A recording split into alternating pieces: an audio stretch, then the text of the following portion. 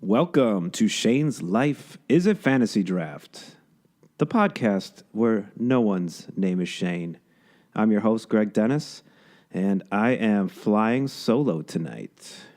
No, Greg, you're not flying solo tonight. I mean, it's pretty obvious that I'm here. Daniel, I'm here. Daniel. Hello.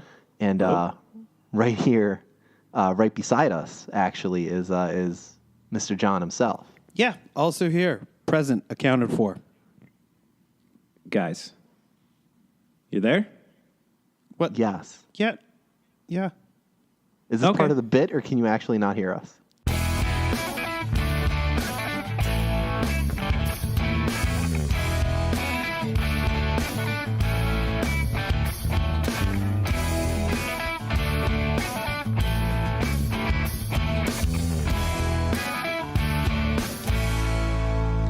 Episode number 9. Number 9. One away from double digits, gentlemen. We're going to make it. I think we're going to make it. We're gonna We make got to it do something after big all. next week. We're gonna have a 10th anniversary special. We have to. We're gonna look back. Oh, yeah, no. We're gonna have to celebrate episode number 10 that we haven't been canceled yet or, driven off the air by somebody. Can you get We've canceled actually- as a podcast? I'm We sure. can be uninvited from wherever it is that we post our stuff. Podland. Well, I hope the it's still on internet. Geeks Unlimited. Yeah, we can be uninvited from Geeks Unlimited. Shout out to Geeks Unlimited. Thanks for distributing us. Always make sure you are liking and subscribing all of their videos. They have lots of good videos that I haven't watched. Find them on YouTube. Yeah, find them on Instagram. Yeah, find us on Instagram at Shane's Pod. We have like 40 followers, which I think puts us in the top 10 worldwide.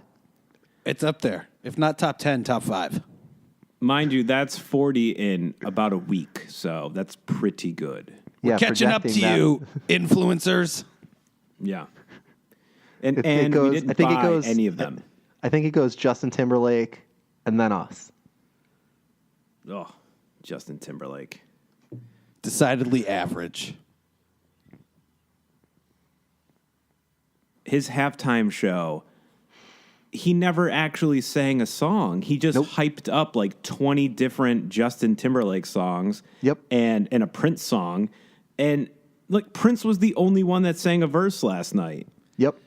That's common though at Super Bowl halftime shows. It's No. kind of like no, it is because like they have kind of like at the Macy's Thanksgiving parade, how people don't actually sing their songs. Like Super Bowl, it's tough because like you can't necessarily plug into an amp and have that like go through the stadium's PA.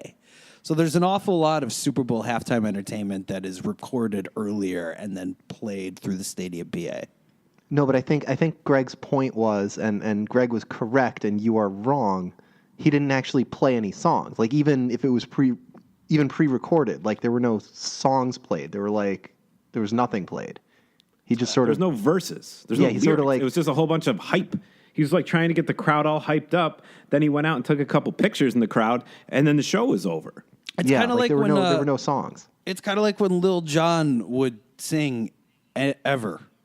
Yes. It was a Lil Jon concert.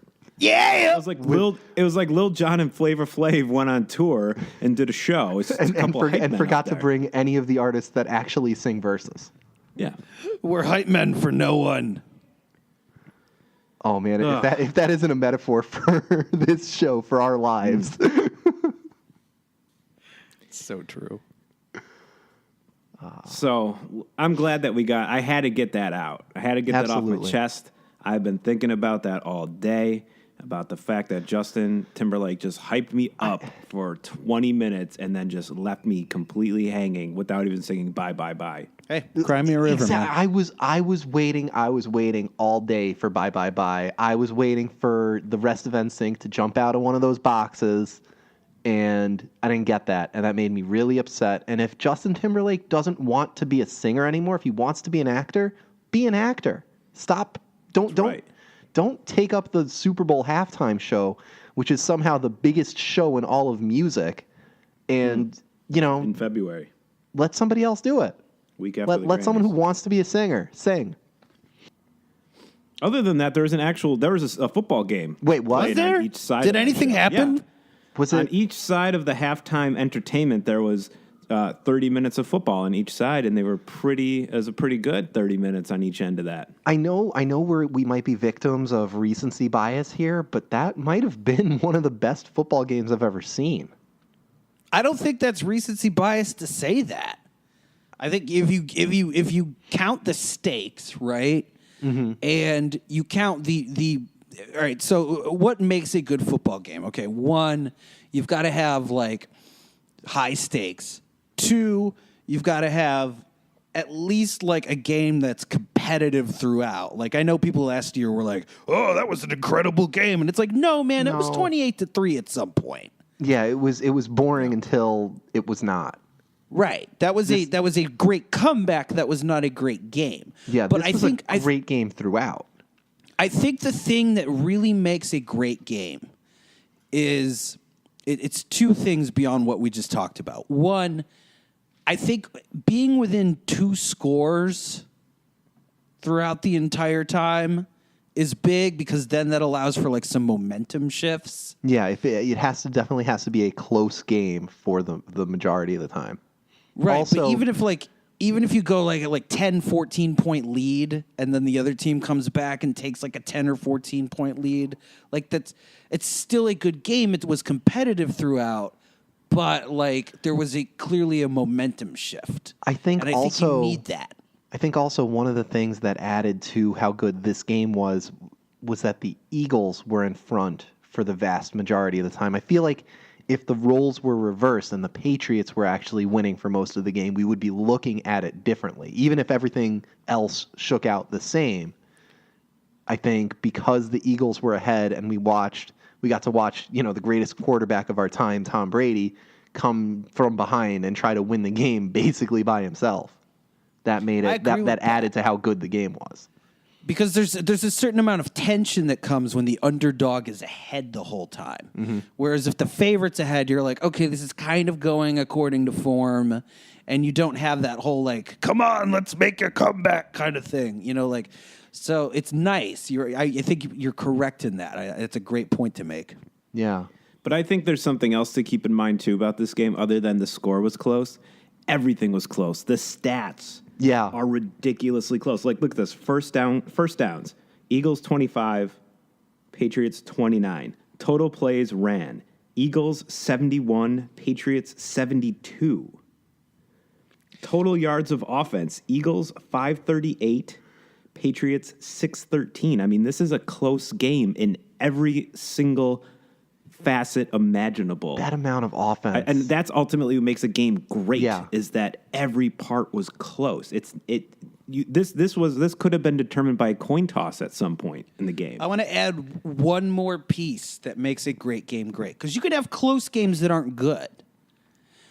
I think like the Jacksonville Steelers game. It was good, but it wasn't, like it's...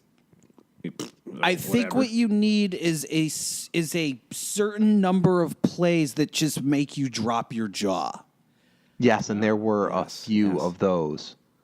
There were plenty. Like this game, and we were talking about this last night. Like the first half alone was one of the weirdest halves of football I have ever seen. It was just bizarre. Like there was so much unorthodox. Offense. It could have been like one of those like 28-24 first halves. But instead it was 22-12. And let's not get it twisted. The weirdness of the score throughout the whole game helped add to the surreal awesomeness of it. Yeah, I don't know. Yes. I didn't I'm look very this up. upset. I'm sorry. Why are you upset? Oh, I had because I lost out on my squares when the Eagles caught. I lost $100 on my squares because the Eagles had to go down there and Nick Foles had to catch a touchdown. Because I had 5 and 2 in my squares, and then it was 12. It was 15-12 at that point. They score the touchdown. It goes up 22-12. Hence, I lose my square. However, whoever had 2-2, good for you, because that's another garbage square, and they got that one. So, in no way does this show endorse or support gambling. Yeah, it does. We just talked about gambling last week. We did like an entire show about gambling. Yeah, but I don't know that we're allowed to. We were allowed endorse to. it? That was news. We were reporting on a news story. We weren't saying Yeah, that I just we reported ourselves. on a news story too. You reported that you were gambling. We report, you decide. Yeah. That's up to the people to decide. Comment below Speaking of gambling. if you think Greg is a gambler. Speaking of gambling. You gotta know when to hold We 'em, have all kinds of prop bets. know when to fold 'em. And I think there were a Know lot of when to walk upsets in these away. prop bets. Wait, can you have an upset and a prop bet? How about Villanova points beating out JHIA total yards? Wow, did it really? Villanova scored JHI 92 points. Good Lord. And it was Villanova minus 7.5. So that's 84.5. JHIA had 0 receiving yards. Or, I don't know, he had 57 total yards. He had a nice game. He did have a nice game, but, you know, Still lost you some money. LeGarrette Blunt. Yeah, still lost you a bunch of money if you were betting against Villanova. Oh, man. LeGarrette Blunt last night. How good does he feel today? Yes, that was that was one of the things that I actually got right in our predictions. I know that we all predicted the game wrong, but one of the things I got right was this is the ultimate LeGarrette Blunt revenge game because he was on a nothing contract last year and he scored 16 touchdowns for the Patriots and they just let him walk, and now he gets to beat him in the Super Bowl. That was huge. That must have felt great for him. He went 14 carries, 90 yards. Yeah. Did he have the best day of anyone yesterday? No, Nick Foles had the best day. Because, I mean, if we're talking like complete package, like game caliber, like, you know, greatness in game plus backstory, Nick Foles had the greatest day for anybody. I mean, this guy, first of all, he made himself a lot of money for next year. He sure did. He's gonna get that Alex Smith He's going money. to go get himself paid next year, right? So he's made himself a lot of money for next year. You're going to get that Kirk Cousins money. He is going to get some Kirk Cousins money. Are we sure Kirk Cousins is going to get money? Are there enough? You're going to get that Joe Flacco money. Are there enough teams that need quarterbacks that they're going to go after? I mean, I know you want to keep talking about the Super Bowl here, but didn't Washington just tell you that Kirk Cousins is not as good, or at least not appreciably better than Alex Smith? So why is anyone going to give Kirk Cousins more money than Alex Smith is getting? And didn't the Kansas City Chiefs just tell you that Alex Smith isn't good enough to win in the playoffs? I mean, I would like to tell you to put a pin in it till next week when we do a big NFL recap show. But real quick, I do just want to point out, I'll tease next week real nice here. I'm going to tickle it. Gently blow on its ear. But Kirk Cousins, Nick Foles, Case Keenum, that's 3 quarterbacks that we can agree are all going to hit free agency or be sought after. Nick Foles is not a free agent. But those 3 quarterbacks, they have to be distributed across teams like the Browns, the Bills, the Jets, the Giants. The Jets. Yeah, I think the Jets. I think the Giants are going to stick with Eli Manning. I think that'll be fine. They might draft somebody. I think it'd be expensive to bring Kirk Cousins in as like the backup plan there. Steelers are going to have to start thinking about a replacement for Big Ben. So there's a lot of San Diego's going to have to start thinking about what they're going to do after Phillip Rivers. So there's so many moving parts there that I think I don't think there's enough quarterbacks for next year. But we'll talk about that next week. That's a good tease. Quarterback talk. Let's let the Super Bowl. Let's just soak in that Super Bowl. That was such a good game, you guys. That was such a good game. The football season, the NFL season was so bad all year. And then all of a sudden, we get the best game. Speaking like a real Giants in NFL fan. history. Sound like a Giants fan when you say that. Off the top of your head, can you think of a game you enjoyed watching more? This year or in my life? In your life. Like in your life, can you think of a more There is. Yes. Okay. Yes. Packers Cardinals NFC playoff game. Okay. That's a great Excellent game. We watched that together, as a matter of fact. We did. That was the infamous. That was a couple weeks before my cinnamon guacamole. That's no. This was a couple years after your cinnamon guac. The cinnamon Was it cinnamon after? guac. I thought that was the year the this Cardinals. was after the great Okay. cinnamon guacamole caper. cinnamon of cinnamon 2008. guacamole causes time to be a flat circle. Cinnamon guacamole is ever occurring. Yeah. Absolutely. Like, just for the record, don't ever cinnamon your guacamole. no. Don't ever do that. I was reaching for the cumin. You know, Oh, no. No one's ever convicted me of having a keen eye. So Oh no. Look, they're right next to each other in the alphabet. Like it's easy. they were, and and they look a little bit alike too. Yeah, they're both brown. Whoa. But they don't smell anything alike, and that's when I realized that we had a real problem on our hands. When I started sprinkling that brown powder into that guacamole, and I was like, "That cumin smells a lot like Did this cinnamon." cumin go bad? Does cumin expire? Nobody eat the cumin. The cumin has gone bad. Tastes like cinnamon to me. So that's how I wound up making cinnamon guacamole. Don't do it. PSA from Shane's Life as a Fantasy Draft. We educate. I will you. say, in honor of that, I always add an eighth of a tablespoon of cinnamon to every guacamole that I've ever made. You actually John takes appreciate that. a little bit of cinnamon to Qdoba whenever he goes there. Facts. He does. Facts only.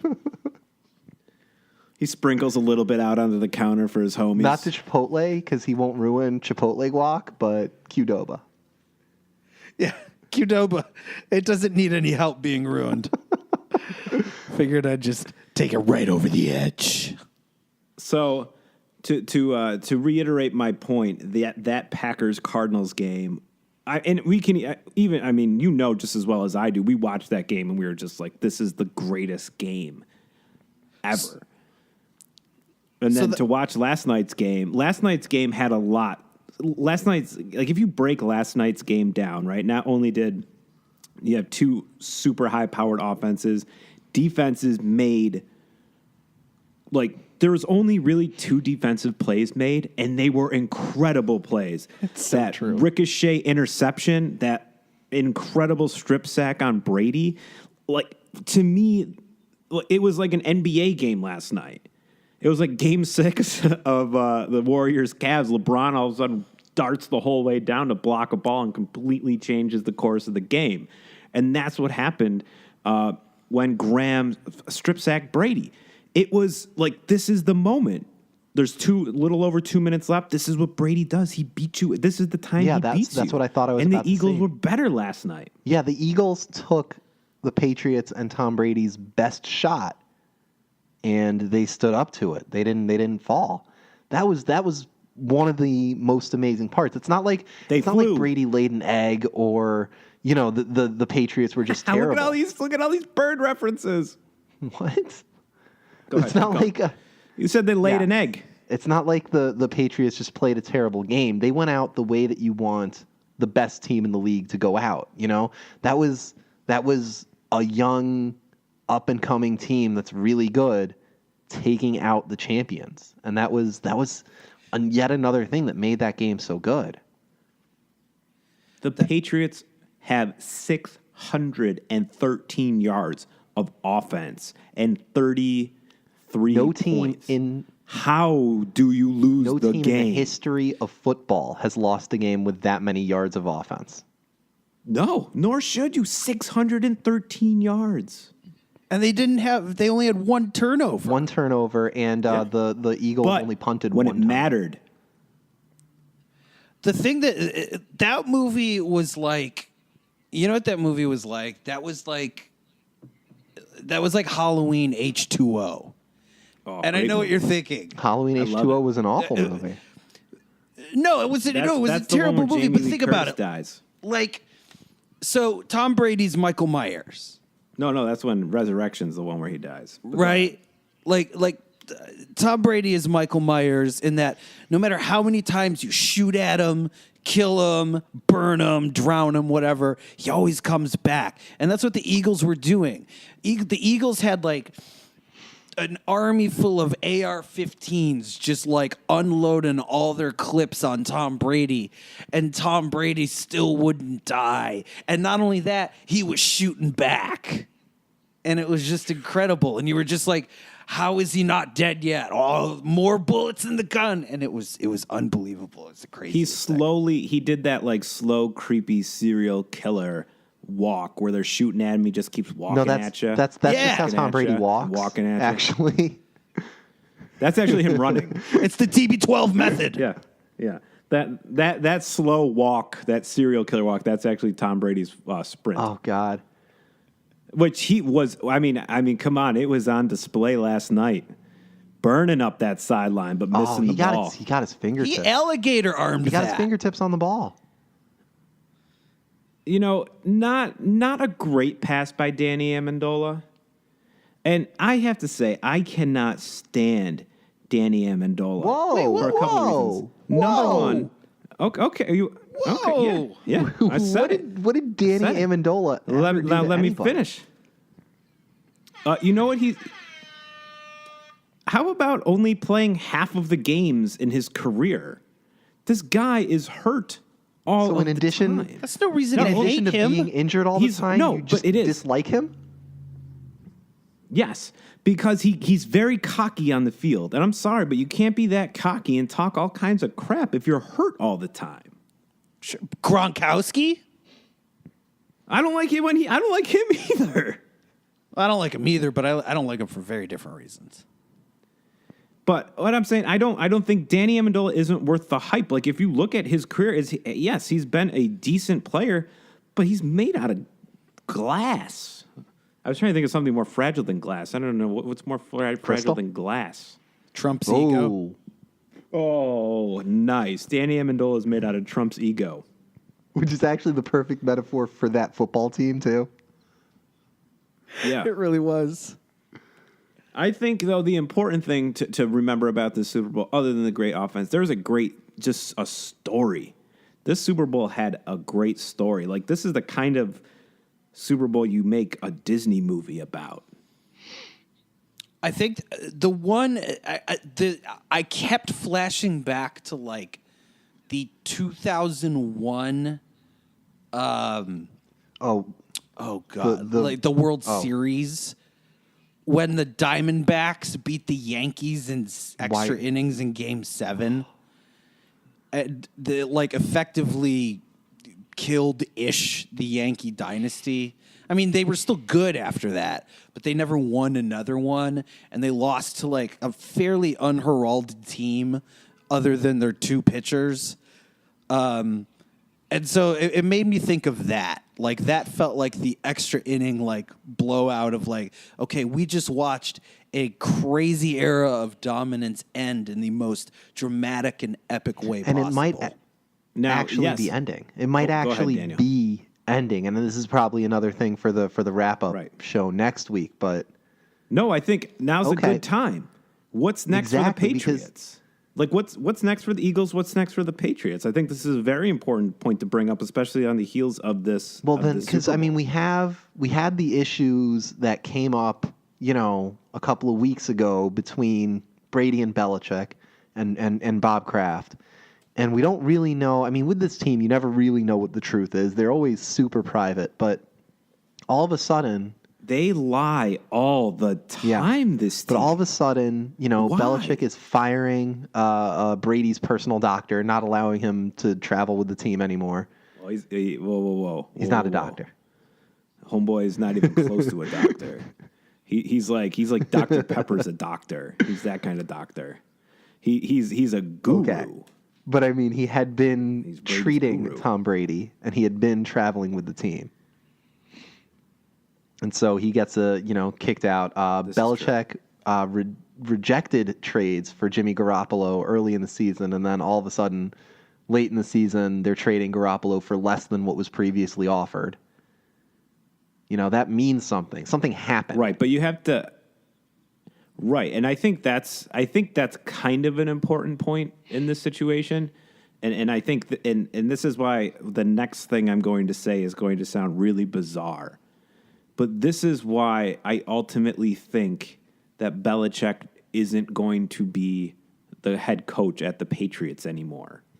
I think ultimately he's going to leave. And the reason I think he's going to leave is Brady says he wants to play till he's 45.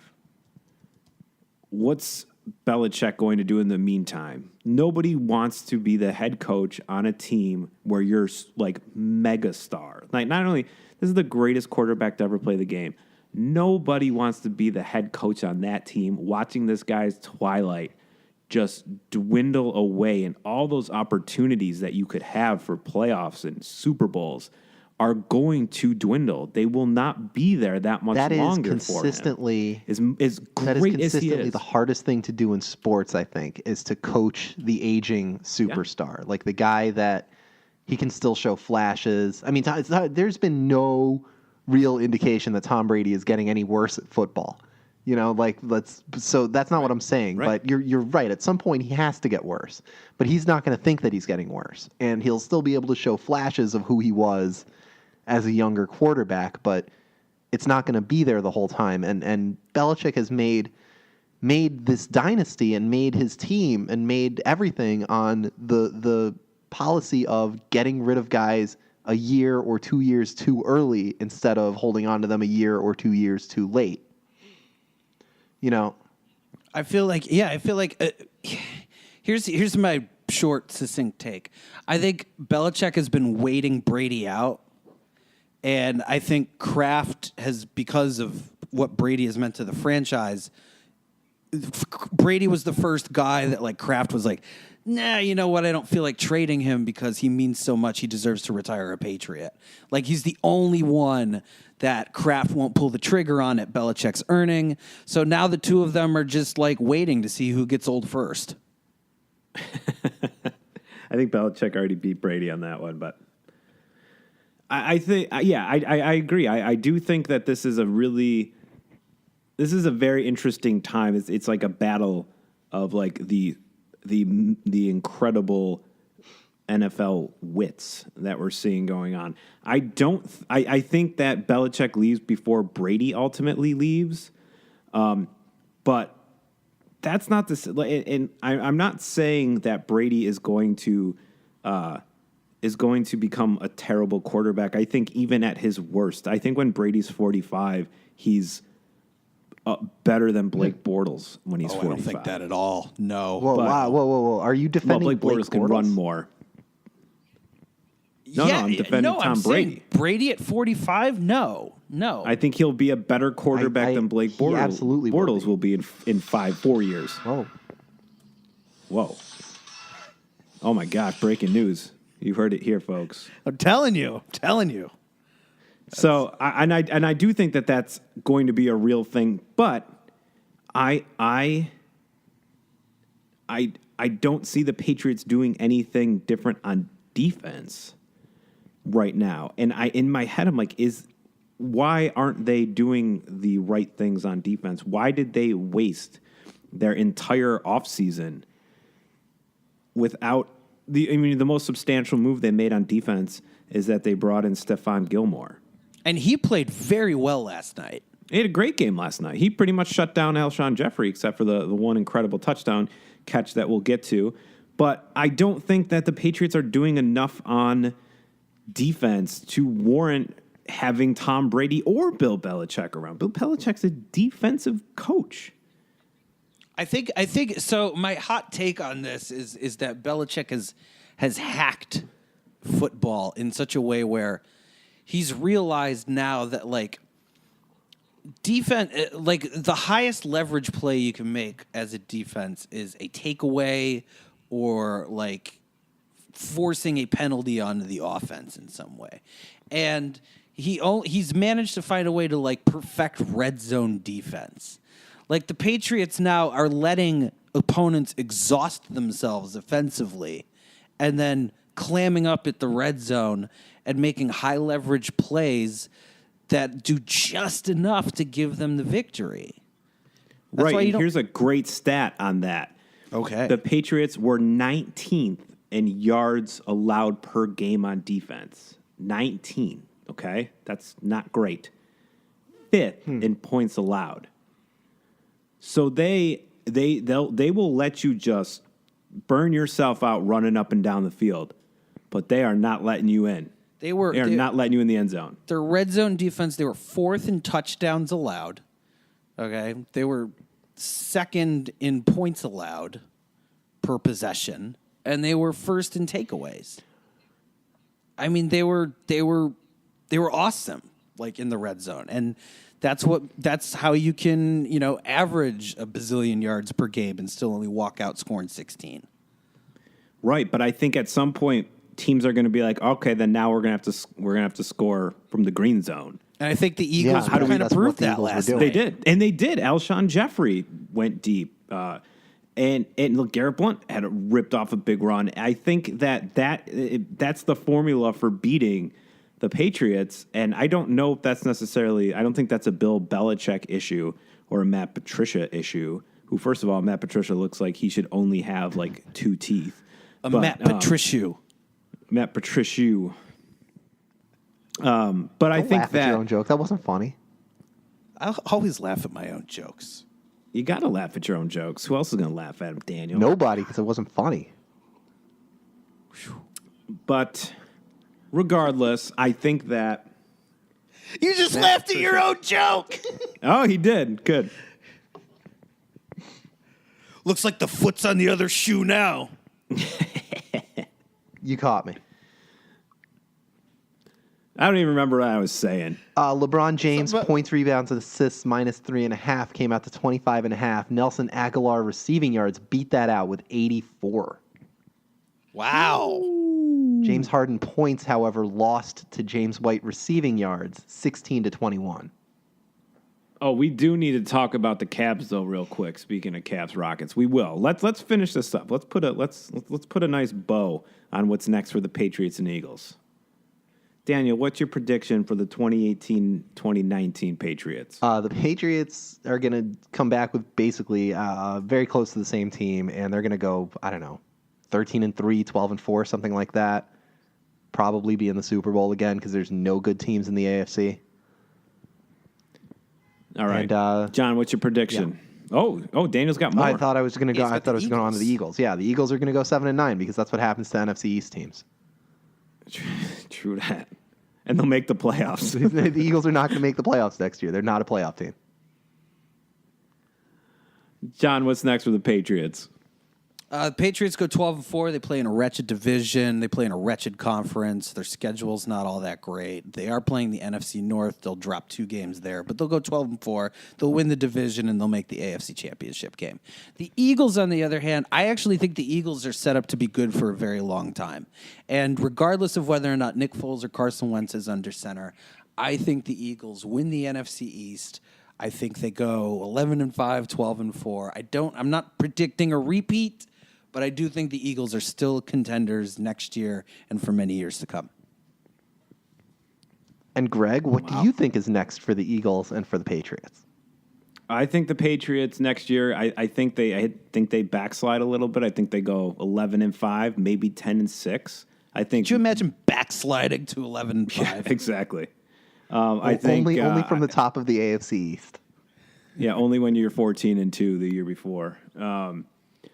I think they backslided to 10-6, 11-5, losing your OC, losing your DC, losing your offensive line, mega super coach. I think that's going to hurt them. That's going to burn Bill Belichick out. I think Tom Brady has a great year. However, I still think they keep the offensive pieces that need to be kept there where they are. But I do think he gets hurt. Danny Amendola. I do think he gets hurt. I think he misses a couple games next year ultimately, which is what knocks them down to 10-6.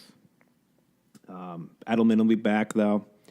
So that'll be big for them. Eagles, I think the Eagles, they're going to win the East, of course. I mean, who's going to contend? Maybe Washington, I guess, could contend with them, but I still think they're going to make it. They got a young team, a lot of pieces together, but I don't think they get too deep in the playoffs. I think if they do, I think they'll be a wild card, and they'll probably lose wild card weekend. I'm waiting for the inevitable Jimmy G versus Tom Brady Super Bowl next year. Oh, I wish. That would be incredible. Jimmy G still undefeated as a starting quarterback. True that. Tom Brady, though, has been to 8 Super Bowls, so you got a long way to go, Jimmy G. Yeah, but it'll start next year. 49ers, Patriots in the Super Bowl. That'd be great. Oh, my God. I think the Houston Texans make the Super Bowl next year. J.J. Watt Oh, I think if under half Deshaun- a sack. Can we... Over. He had 0 sacks we this year real before he got quick- injured. What, did he get hurt in week 5? Yeah. 5 weeks without I a have sack to is say, really though, bad. Tom Brady winning NFL MVP, obviously, that's a very safe pick. But I have 2 people that I think need to be recognized as 100% the most valuable players for their team. Deshaun Watson. Oh, clearly. I mean, Yes. the team just imploded after his ACL did. And then the other one's Aaron Rodgers. Their team collapsed, much like his collarbone. It's an excellent point. They went 3-3 while he was out. Yeah, but I mean, the team is very clearly no good without Aaron Rodgers. No, correct, but I wouldn't say that like imploded. That team goes 5-1, 6-0 with That team against- is in the NFC Championship game. I think listen, if Aaron Rodgers was healthy all year, I think the Packers would have made the Super Bowl and probably won. Oh God, can Aaron Rodgers get some help, please, in Green Bay? Can they give him good player? Can we get the man a running back that doesn't think- wear number so- 88? They've both their running backs last year were rookies, and I think they end up getting better. One of them was a wide receiver. Yeah, Ty Montgomery no, is I'm not a saying- good running back. Jamal Williams and Aaron Jones. Those two ended up picking up a lot of the slack. They won a lot of games. Well, they won 3 games last year. They won 3 games last year where they were just like, they turned into a power running team. Yeah, And so I think if you have that and you have the threat of Aaron Rodgers, I think you end up with a pretty, like a nice balanced offense. Like, I think it'll open things up for them. I think those 2 running backs will get better. All right. We're going into next week. We're getting into going next into week's show again. Marc-Andre Cavs. Marc-Andre want- Fleury Oh. had. I'm sorry. No, you go Go ahead. ahead. No, give me prop bets. Okay, Marc-Andre Fleury had 20 saves, but the bet was Marc-Andre Fleury minus 4.5. But even if it wasn't, Marc-Andre Fleury versus Nick Foles completions. Nick Foles with 28 completions. Woo. For 3, Man, he 9, was- 8. Oh, he was good last night. Kevin Durant, however, points beat Tom Brady completions. Tom Brady also 28 completions. Kevin Durant 33 points. Oh, also, prop bet of our show. Yes. the total biggest touchdowns. upset of the night. Total touchdowns. 9 total touchdowns versus number of shows where John didn't realize he was using a microphone. Only 7.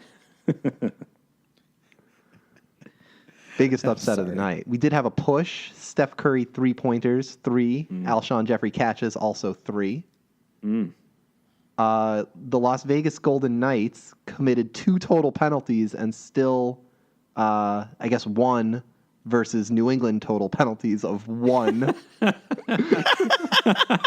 The Patriots had 1 penalty the entire playoff series. And it The was all playoff games. They had 1 penalty. It was a Rob Gronkowski false start. Of course it was.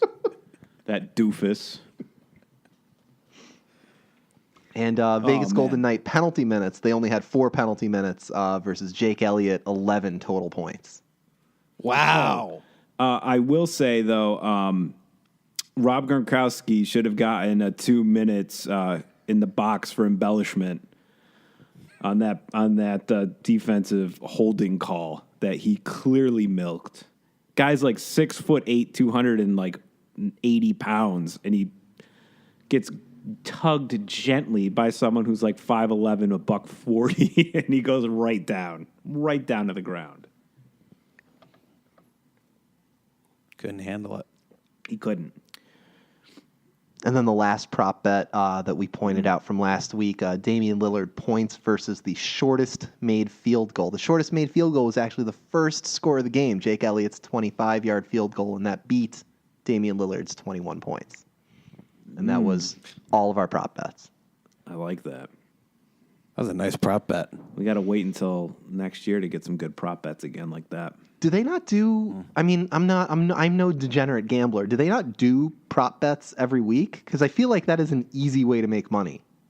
They do. They're called parlays. Yeah, I don't But that's think just they're like picking this, winners though. and stuff. Like I'm talking about things like this. Like they could do this every Sunday. You can parlay with things that aren't winners. Yeah. Yeah, it's just about like stacking stuff. It's a pick 'em.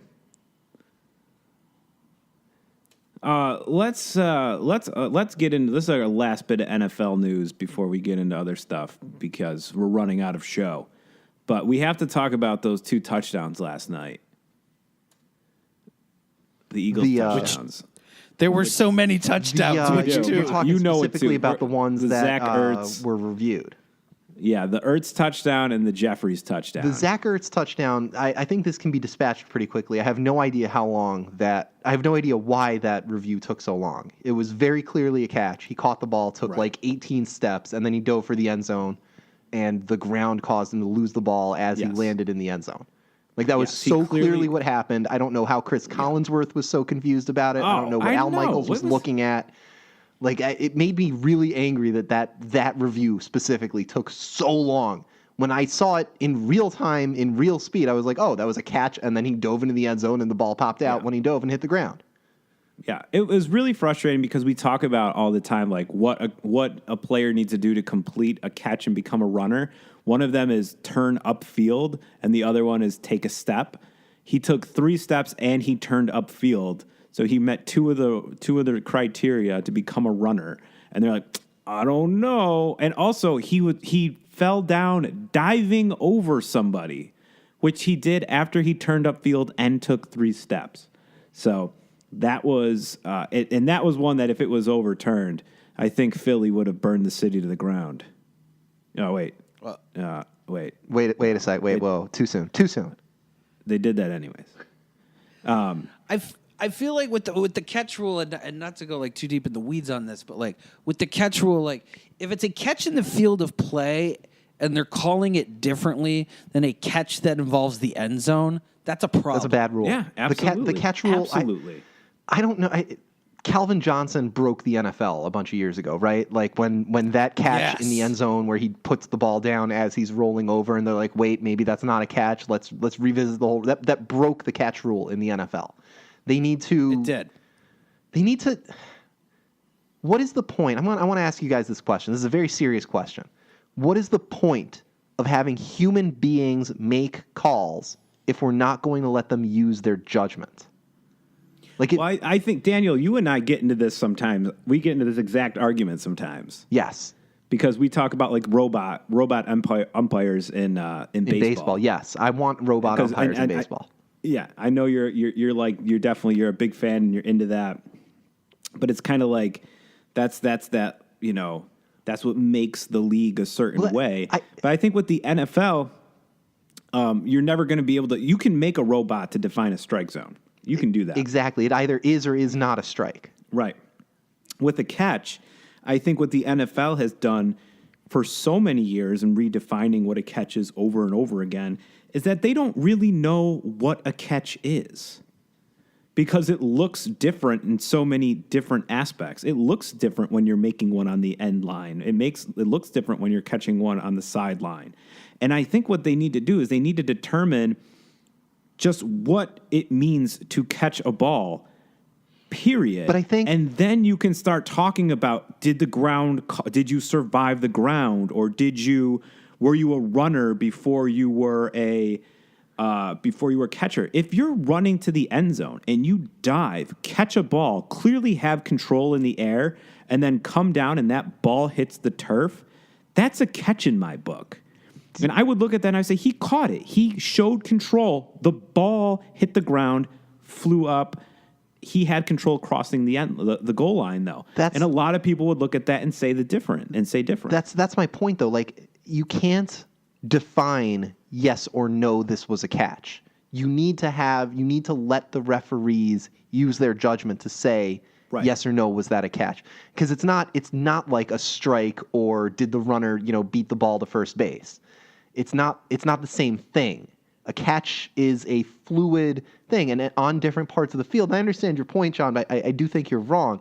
Different parts of the field, different things are a catch. Like in the middle of the field, something might be a catch, whereas on the sideline, it might not be.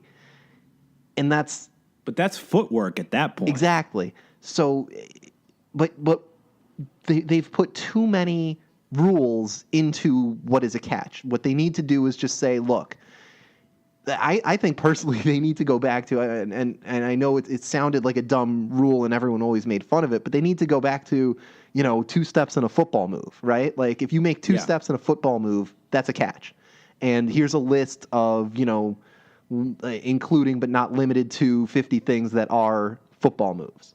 So, but I think though you're getting into a circumstance though with exactly that gray area. Like on the sideline, you're not going to necessarily be able to make 1 or 2 moves. You're going to be able to have both feet down, show control, and get pushed out of bounds. You may never be able to make a football move because what is a football move in that situation?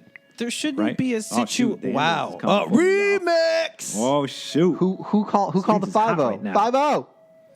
Who called the UK police? We shouldn't ever be in a situation though where we have to ask ourselves to define a catch and a football move the way that would make us sound like Immanuel Kant or David Hume or Voltaire or Sartre. What provides the most utility I of caught, a catch? therefore I win. Oh my God. Logical positivism. Positivism. That's what we're doing now. Positivism. But I Is this a problem of induction or is it a problem of causation? Nobody knows. Here's ultimately what the NFL needs to really maybe get into is saying like what parts of so there's certain parts of a play that you can't review, right? If there's a face mask on the play and you watch it, you're like, oh well, I can't call it. There's clearly a face mask there. I missed that one. If the call is receiver had control, that was a catch on the field. You shouldn't be able to replay control, but you should be able to replay a ball skipping off the turf.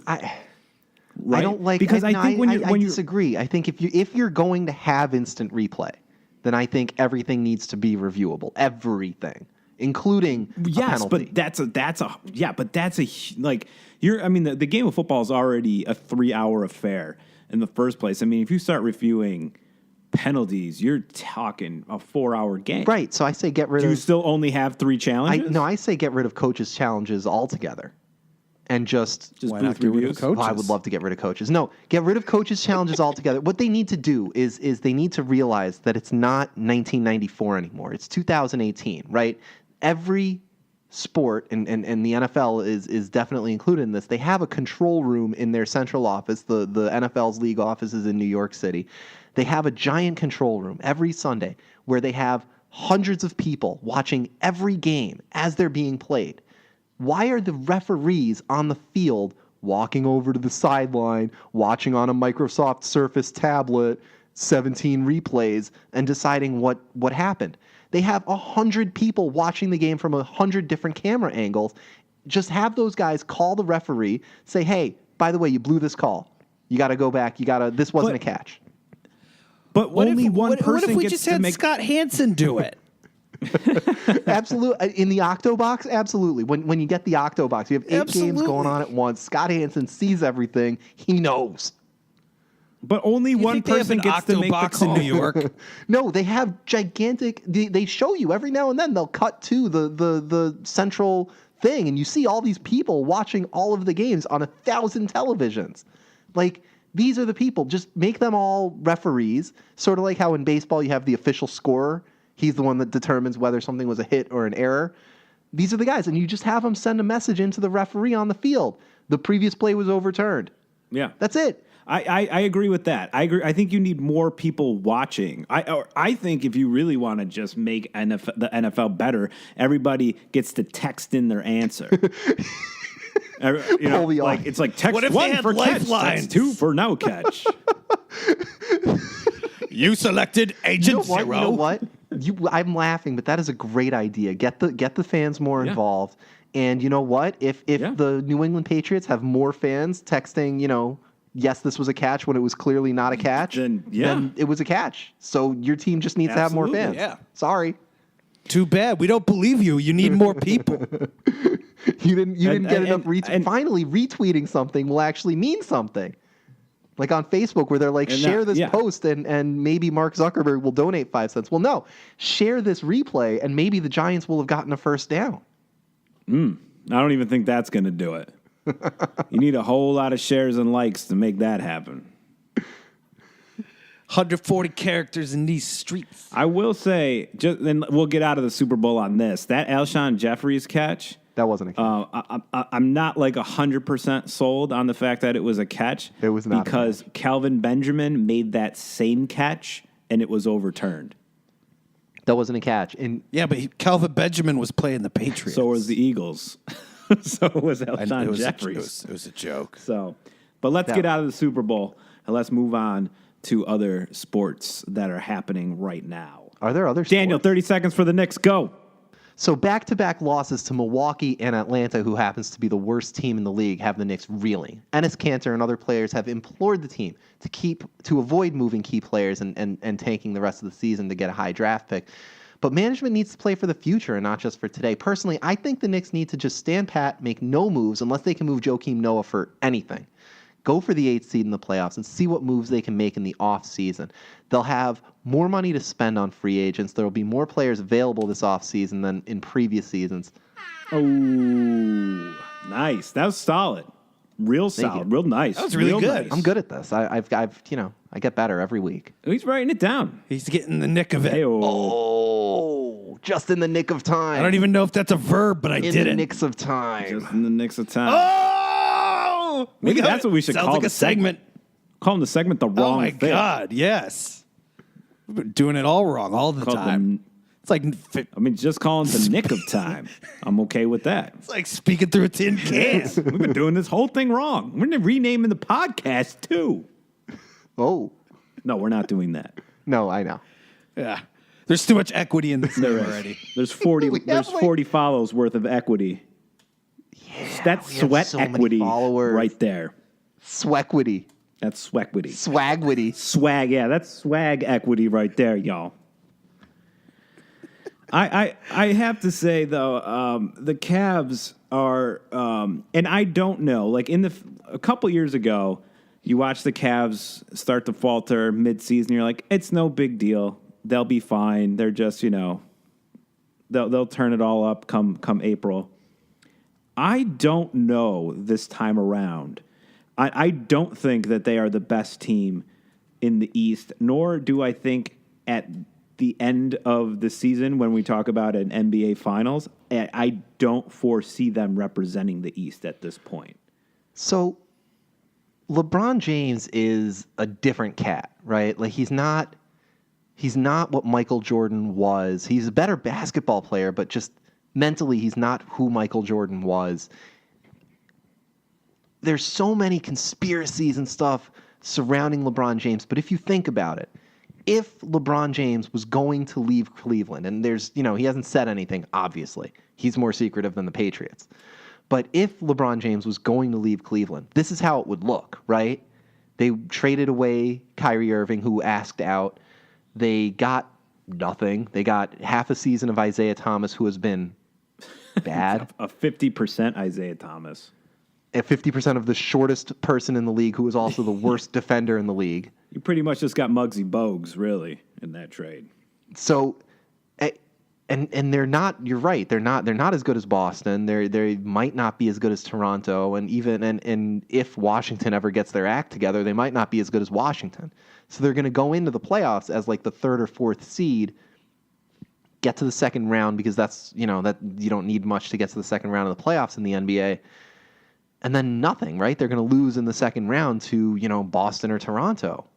And then that's it for LeBron James in Cleveland. He's out. Because why would he stay? There's nothing to stay for anymore. They won't get him any help, and he hates the owner of the team.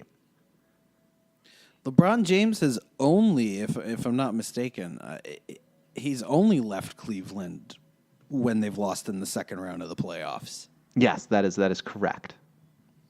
So, yeah, I mean, I think, look, LeBron brought a title to Cleveland. He did exactly what he said he was Yeah, going he to do. didn't show up in Cleveland for the second time and say, not 1, not 2, not 3. He knew how hard this was going to be.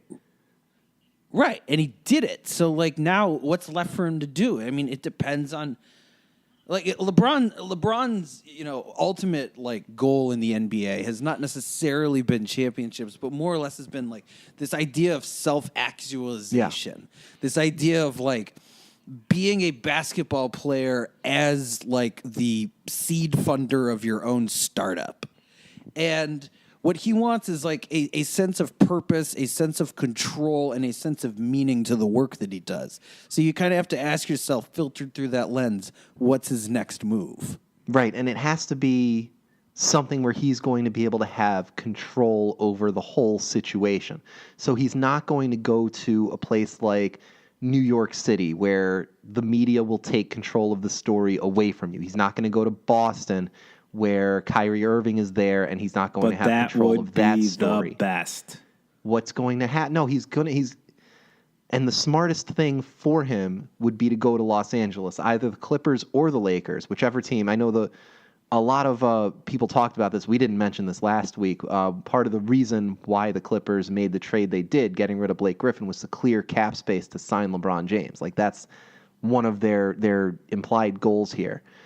And if LeBron James wants to get to a place where he can control the moves and he can control the story, Los Angeles is a great place for that because he'll be on TV all the time. He will get all of the endorsements. I mean, he's already getting most of the endorsements, but he'll get even more. I mean, if you didn't notice that Blake Griffin all of a sudden disappeared from TV and then he got traded from the team, like there's a connection there. You have the market of Los Angeles. You have the laid back, like, you don't hear so much about the Los Angeles media hijacking stories. LeBron James to Los Angeles makes the most sense, and it helps him achieve his next step, which is becoming a transcendent star. And I think that's ultimately what LeBron is looking for. And I think he's done a really nice job of that at this point. I think he's transcended the game of basketball. I think he's transcended professional athletics in general. I don't think we haven't seen many people say that he's a generational talent, right? He's greater than that. I mean, this guy is going to be on the Mount Rushmore of NBA players. This doesn't happen once in a generation. This happens a handful of times in the lifetime of a sport. So for people to downplay his impact on the NBA is absolutely, and to me, I'm not really with that. I do think he's one of the greatest basketball players. As far as natural athletic ability, he could possibly be the best specimen of that we have ever seen. Oh yeah, putting everything together. The fact that he's never had a serious injury, the fact that he has been able to improve his 3-point shooting late in his career, the fact that he's never lost a step driving to the basket. He, led the league, I think more than half of his seasons led the league in field goal percentage at the basket, and that he's always able to get to the basket and also be one of the best defensive players in the game.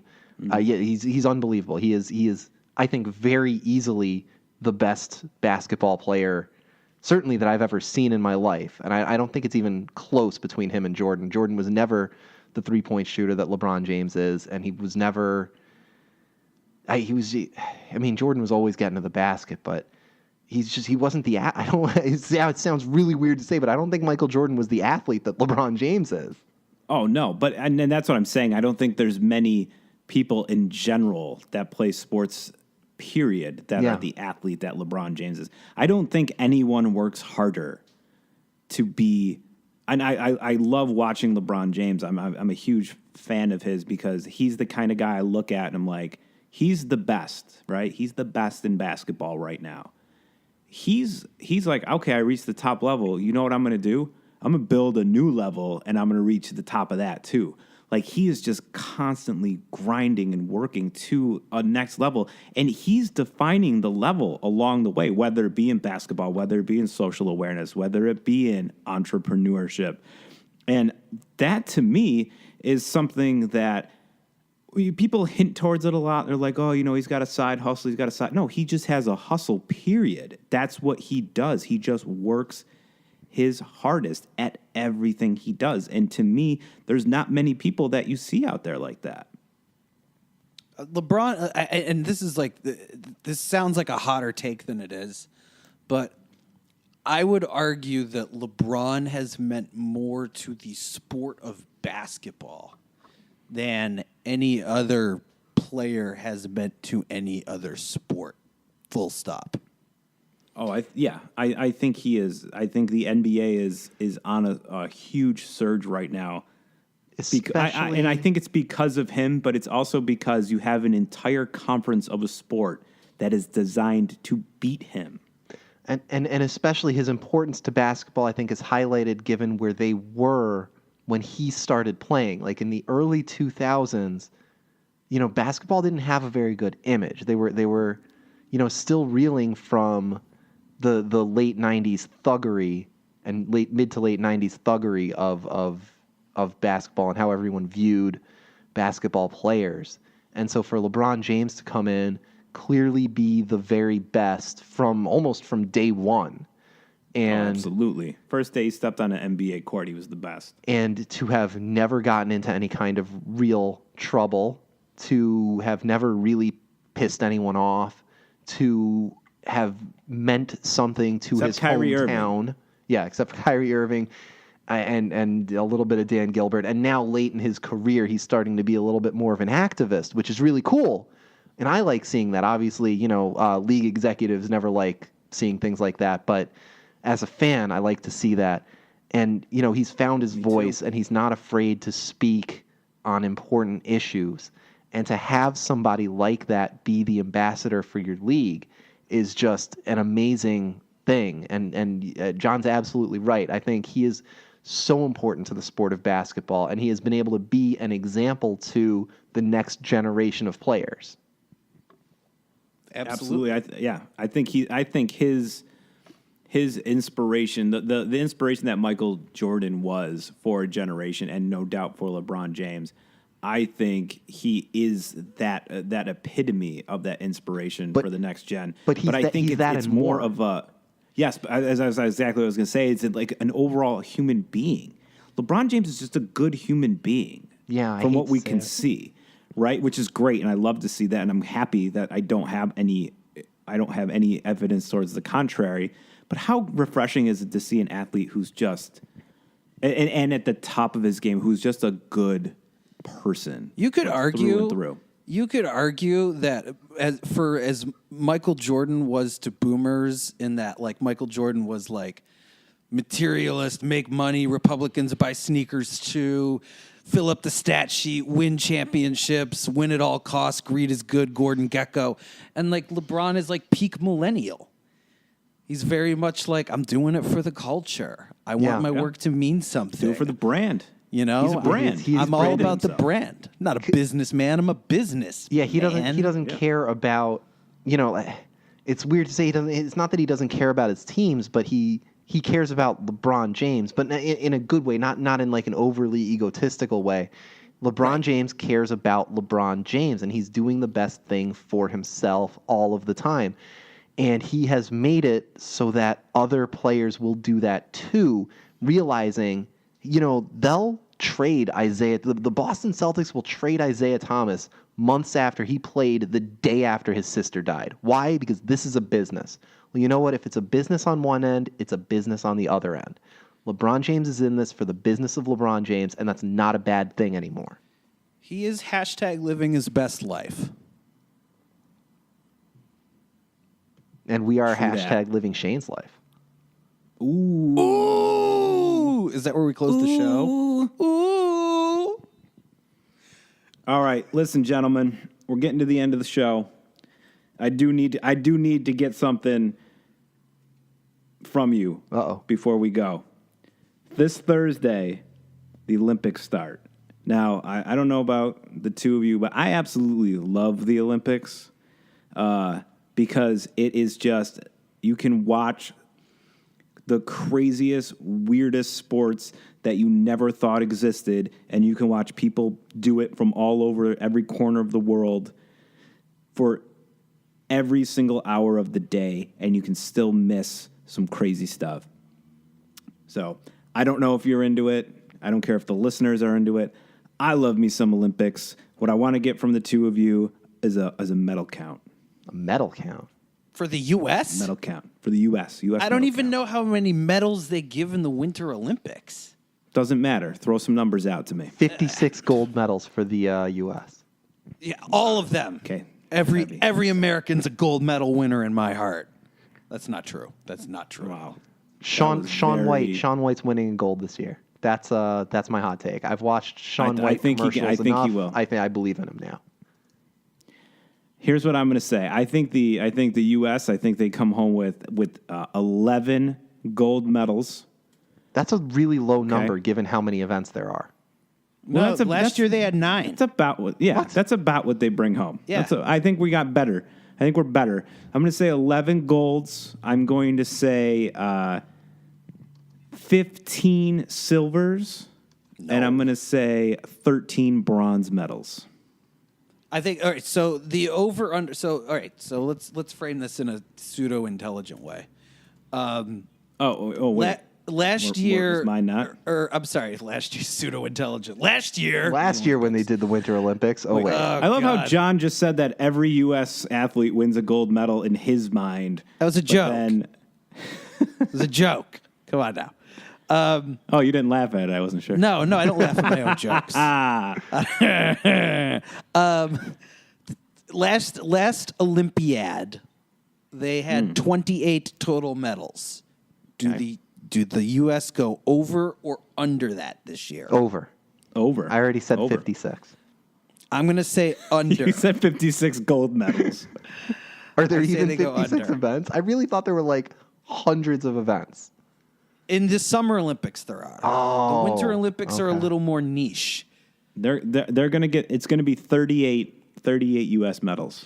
By the way, the only team or country that had more medals or medaling in 2014 than the U.S., you guessed it, Canada. Russia. Oh, Mother Russia. Bleepers. more We gotta beat Russia. Those meddling kids.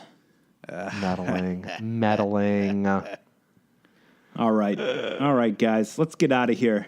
Next week, big week, episode number 10, NFL recap show. We're not talking anything else. We're not talking the Except opening 30 weekend of the seconds. Olympics? No. Well, the Olympics go 2 weeks. No, but I mean, Shout out to biathlon. shout out to Skeleton. Oh, yeah. Ooh. Ooh. Love me some skeleton luge. Bobsled, 4-man bobsled. I'm with it. You know With what? it. That's the only gold medal the U.S. isn't going to win. That's going to Jamaica. All I want US in is a not- bobsled event is 4 guys named Bob. That's all the I dream. want. That's the dream. 4 Roberts. Yeah, they all have to go by a different version. There's Robert, Rob, Bobby, and Robbie. See, I'm laughing at your jokes. I appreciate that. All right, fellas. A nice tight hour and 10. I like it. 71 minutes, like John predicted last week. Yeah. All right. John, where are they finding you on the socials? You can find me at johngorman.co. I haven't tweeted this year, but apparently I have 200 new followers since the year started. But He's buying 'em. You can go to This Is Gorman. Instagram is Hey Gorman. But yeah, check out the blog, johngorman.co. And you want to check out this podcast at Shane's Pod on Instagram. You find me at Don't Take My Name on Twitter. Don't take it. Just don't. You Tips. find Greg, as always, on the open road. Find me in real life. That's where you can find me. You generally Right, yeah. find him at Other Half Brewing Company. you can definitely find me there. All right, gentlemen, until next week, this is Shane's Life. Deuces. Long bomb shelter and Ivy at the Ace of Spades Motel. Sweet talking like a chocolate cover lemonade, fresh fruit from the well.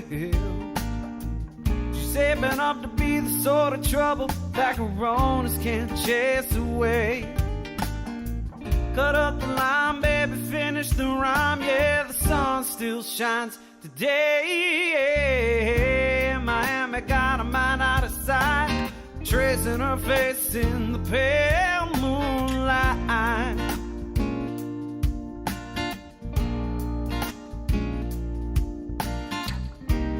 Fresh burnt fireflies, they don't lie, no, they won't lie, yeah.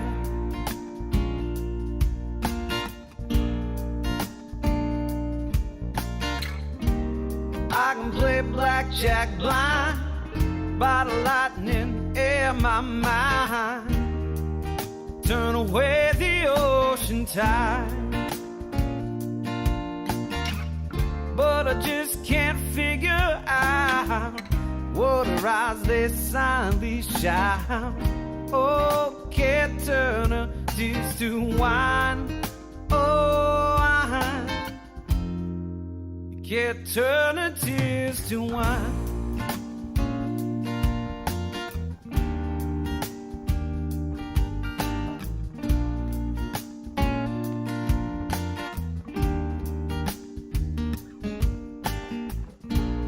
Start a fairy tale about a veil on the sandy beach.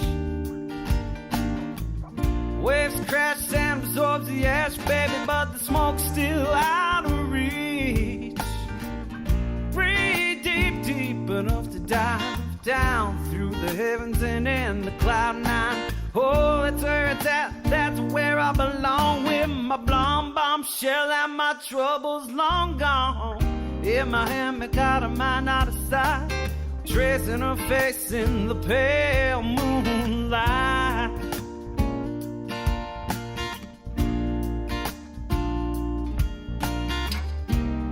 Fresh burnt fireflies, baby, don't lie, no, they won't lie, yeah.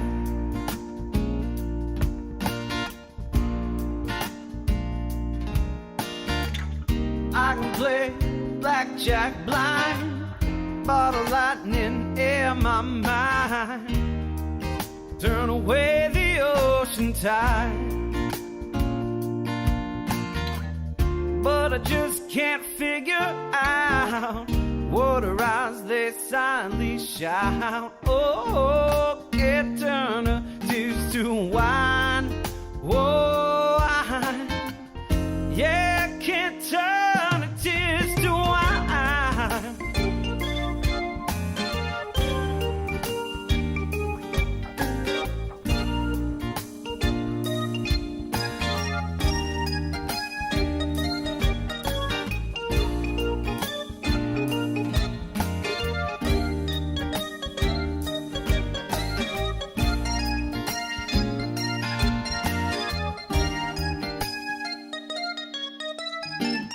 In my hand, I got a mind out of sight, tracing her face in the pale moonlight.